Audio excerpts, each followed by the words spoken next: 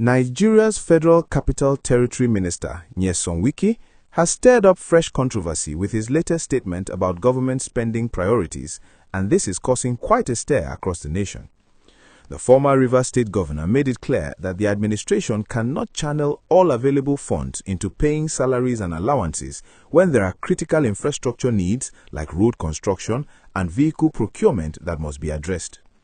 This statement has sparked intense debate about fiscal priorities and whether the government is truly putting citizens first or finding excuses to avoid improving workers' welfare. Wike's comments come at a particularly sensitive time when many Nigerian workers are struggling with the rising cost of living and demanding better remuneration. The minister's position essentially argues that there must be a balance between paying workers and investing in infrastructure development. He believes that if the government exhausts all its resources on wages and allowances, there would be nothing left for the physical development projects that are equally essential for the nation's progress.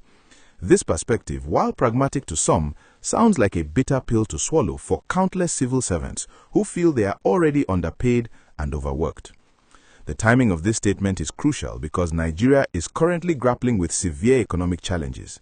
Inflation has been hitting hard, the naira continues to face pressure, and the cost of basic commodities keeps climbing. For many workers, their current salaries can barely cover their monthly expenses, let alone provide a comfortable standard of living. So, when a government official suggests that paying better wages might compromise infrastructure development, it naturally triggers frustration and anger among those who feel they are bearing the brunt of economic hardship while watching government officials enjoy lavish lifestyles. What makes this situation even more interesting is that Nyesom Wike himself is no stranger to controversy. Since his appointment as FCT Minister, he has made several bold moves and statements that have kept him in the headlines.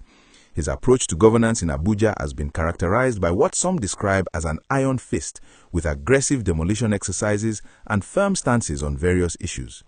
His supporters argue that he is a man of action who gets things done, while his critics accuse him of being heavy-handed and insensitive to the plight of ordinary citizens. This latest statement about budget allocation fits into this pattern of making declarations that generate widespread discussion and disagreement. The fundamental question that many Nigerians are asking is whether this is truly an either-or situation. Does investing in infrastructure necessarily mean workers must suffer with inadequate compensation? Many economists and policy analysts argue that proper management and prioritization of resources can accommodate both needs. They point to the issue of government waste, corruption, and mismanagement of funds as the real culprits behind budget constraints, not the wages of ordinary workers. When citizens see reports of billions spent on luxury items for government officials or stories of missing funds, it becomes difficult to accept that workers' salaries are the problem preventing infrastructure development. The vehicles and roads that Wike mentioned in his statement are indeed important. Good road networks facilitate commerce, reduce transportation costs, and improve the quality of life for citizens. Government vehicles are necessary for official duties and public service delivery.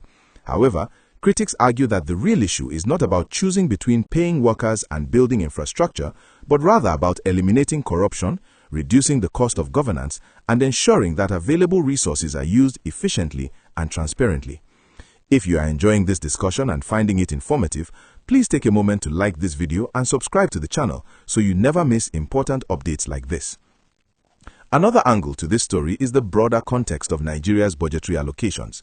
Year after year, Nigerians watch as huge amounts are budgeted for various projects, yet the visible impact on the ground often does not match the figures on paper.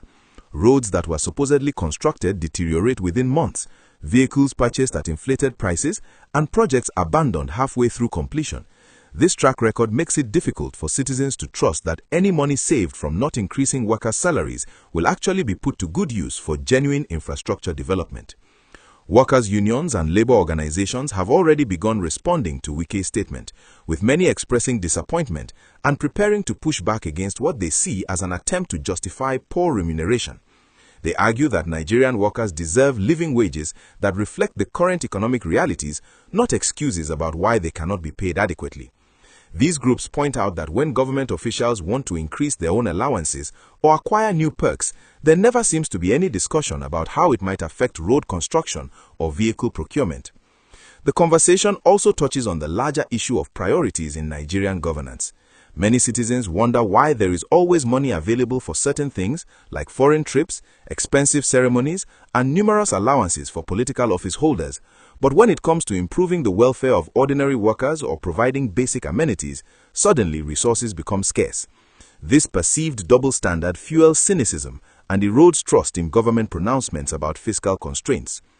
Looking at this situation from a developmental perspective, countries that have successfully built strong economies and infrastructure did not achieve this by impoverishing their workers. Instead, they invested in their human capital, ensured decent wages that motivated productivity, and simultaneously pursued infrastructure development through transparent and efficient systems. The idea that one must suffer for the other to thrive often signals deeper problems in financial management and governance rather than genuine resource scarcity. As this story continues to develop and various stakeholders weigh in with their perspectives, Nigerians will be watching closely to see how the government balances these competing demands. The question remains whether meaningful dialogue will emerge that addresses both the need for infrastructure and the legitimate concerns of workers seeking better compensation in these challenging economic times.